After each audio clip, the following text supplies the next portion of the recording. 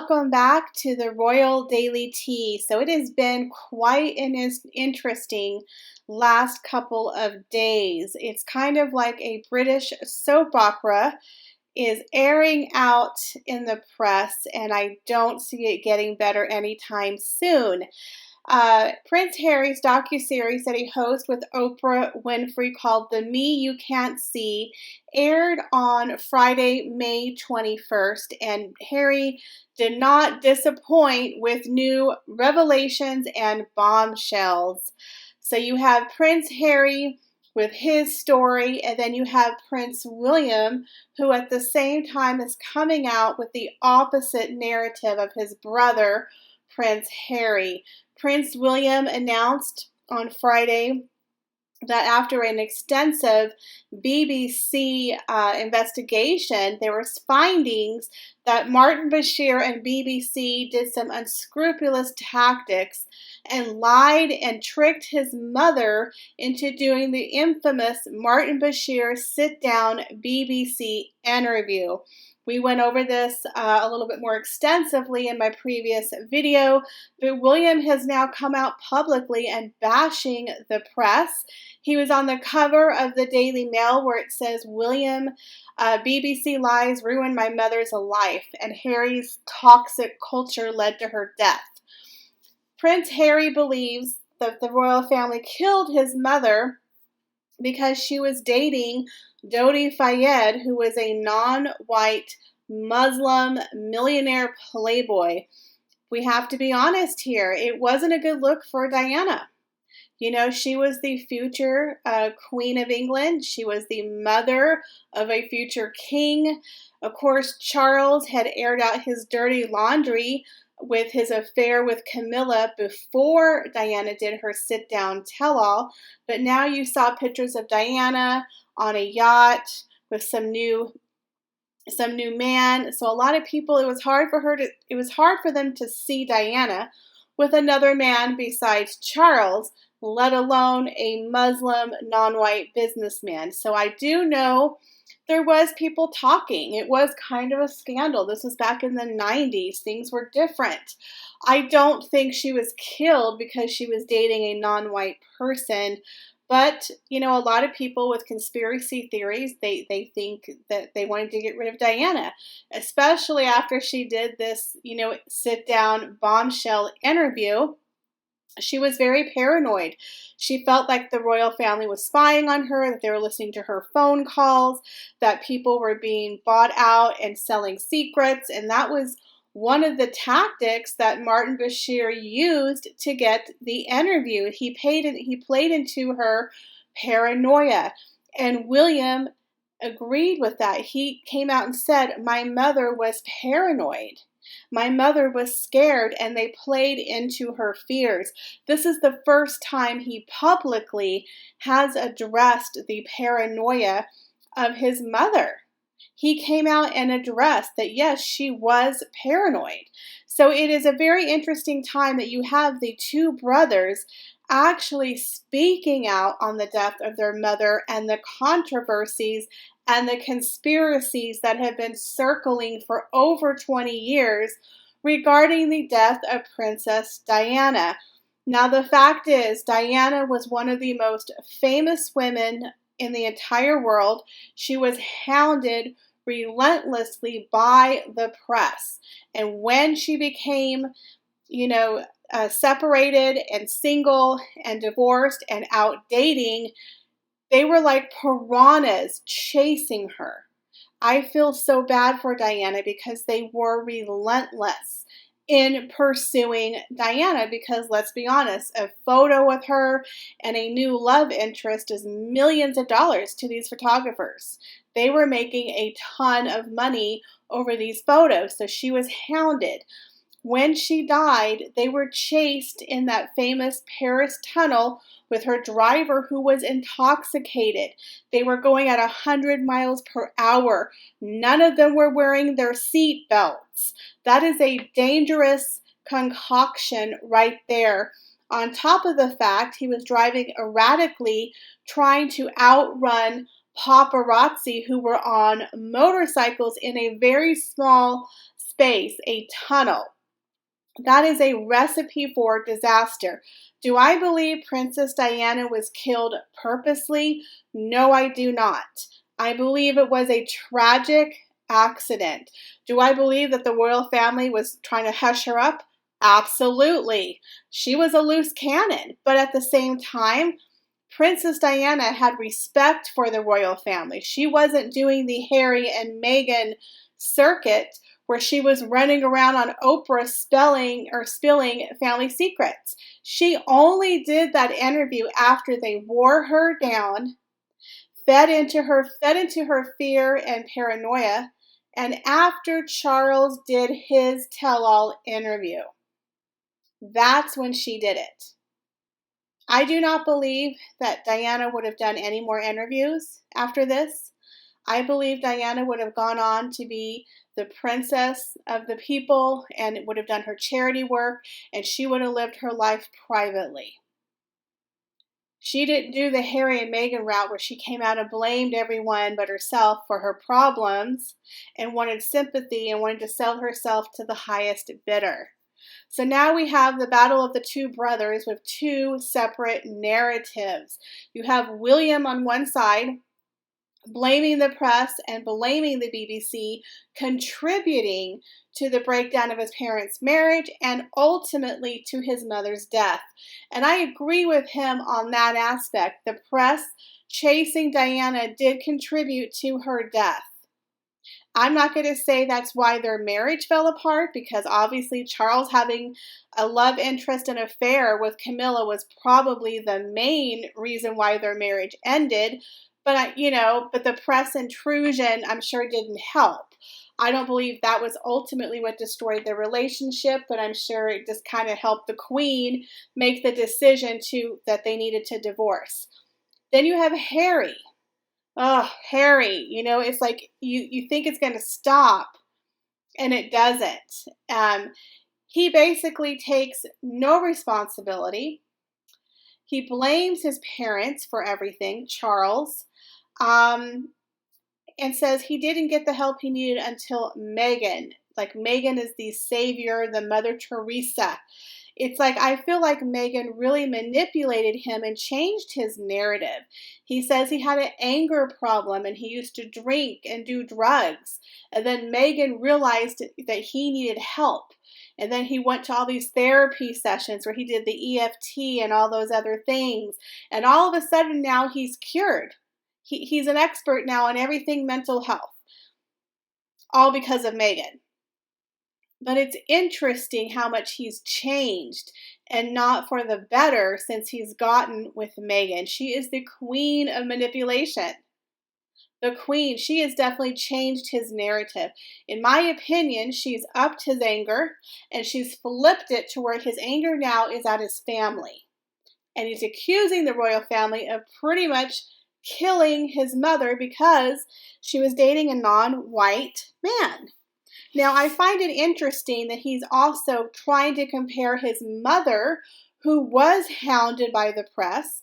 He's now insinuating that they were coming after Meghan, who is also, biracial, and she was pregnant, and they were coming after her, and oh my God, it's my mother all over again. The press did not hound Meghan. The press did not hound Meghan the way they hounded his mother. I don't see the press hounding. I've never seen them hound Meghan. I've seen them at events where they went to, but even when she was dating Harry, I didn't see the mass amount of hounding of Meghan the way they did Princess Diana. After Princess Diana's death, the press actually stepped away from hounding the royal family. They had respect for Harry and William. They left them alone as children and as kids. They didn't hound them. Yes, they hounded Kate, but even though they hounded Kate, they still didn't hound her the way they hounded Diana. I feel like the press has definitely stepped away from his children, George, Louis, Charlotte, even Archie. They've kind of, have that rule where kids are off limits. So after Princess Diana died, the press did step back. I'm not saying they're perfect. I'm not saying they haven't said mean things. I'm not saying they haven't followed her.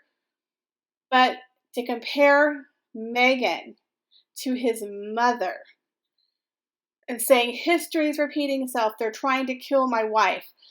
It's ironic how he's insinuating the firm, I guess is who he's talking about, the royal family of the firm, is trying to kill his wife. And in the same breath, he's mad because he was financially cut off from his father, who was supporting his lifestyle, supporting his choice to step away as a working royal.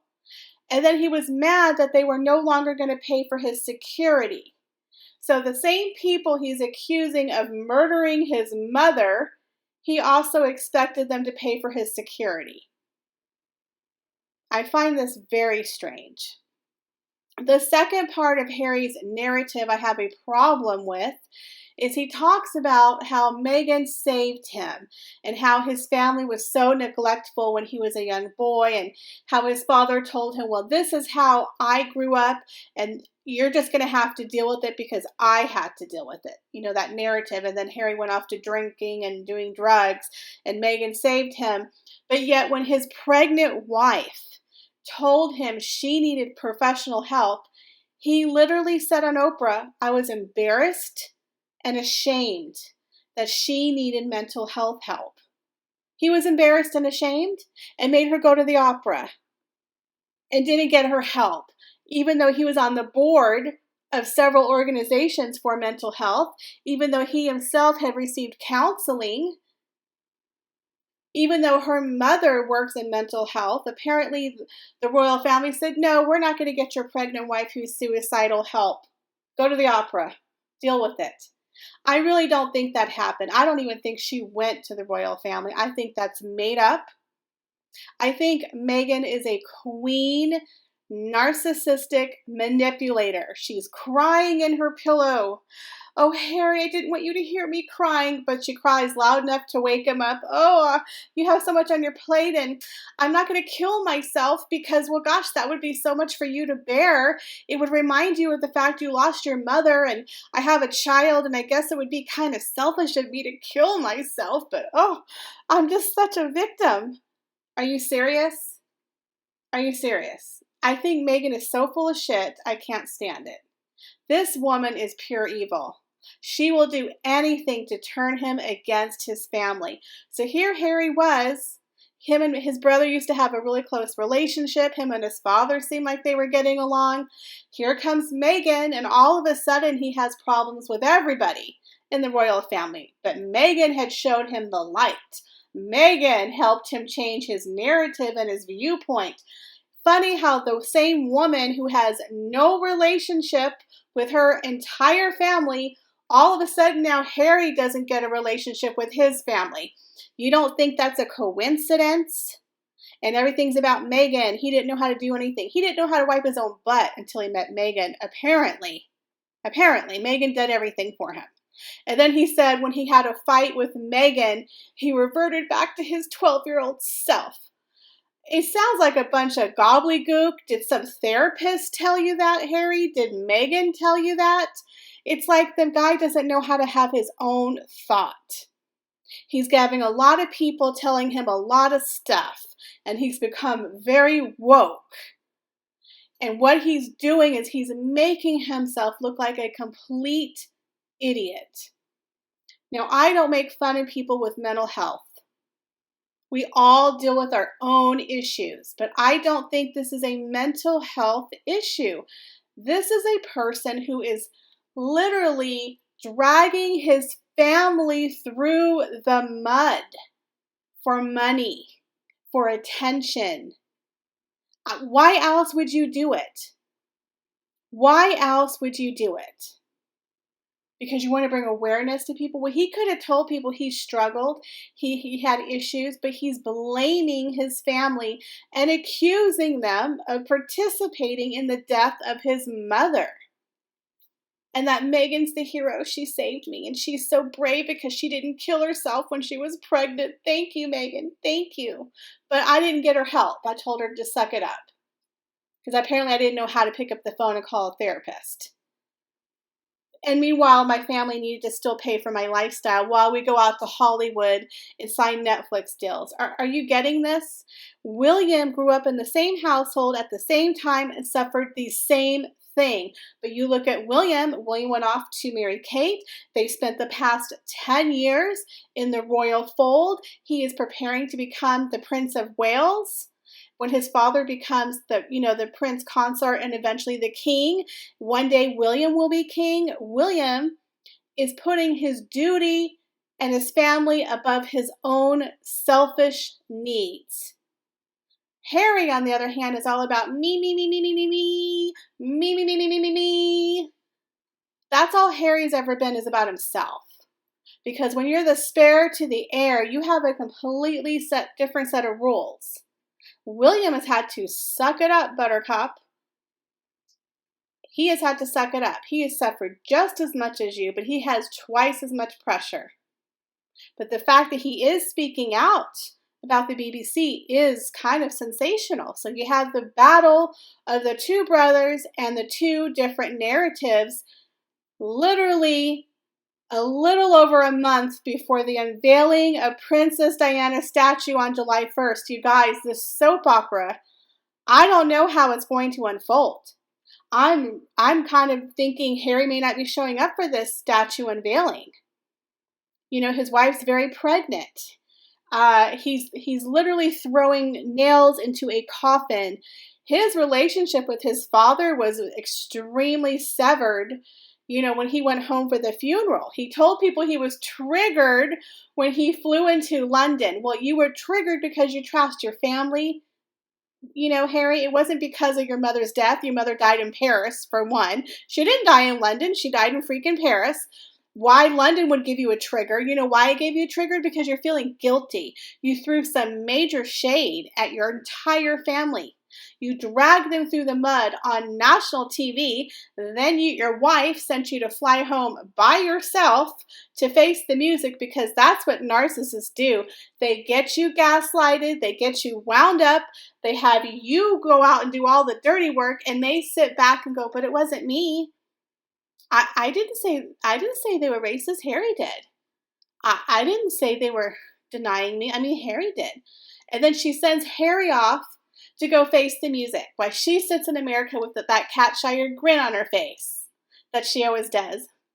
And then she makes sure that she has her and Archie, they get a pap photo of her, because heaven forbid she's not at the funeral. Nobody's paying attention to her. So she has to make it known, oh, by the way, you know, Meghan called the Queen and they spoke privately before, you know, Prince, you know, Philip's funeral. And then, oh, she sent flowers and a special handwritten note, because we all know about her calligraphy. I'm sure the Queen wiped her butt with it.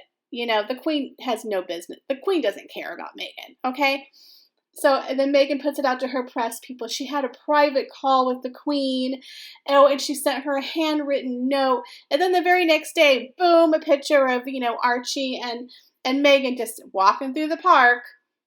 I mean, come on. We all know that was planned, because Megsy can never not be in the press. She has to constantly be important. So now, with the unveiling a month away, you guys, I don't see him going.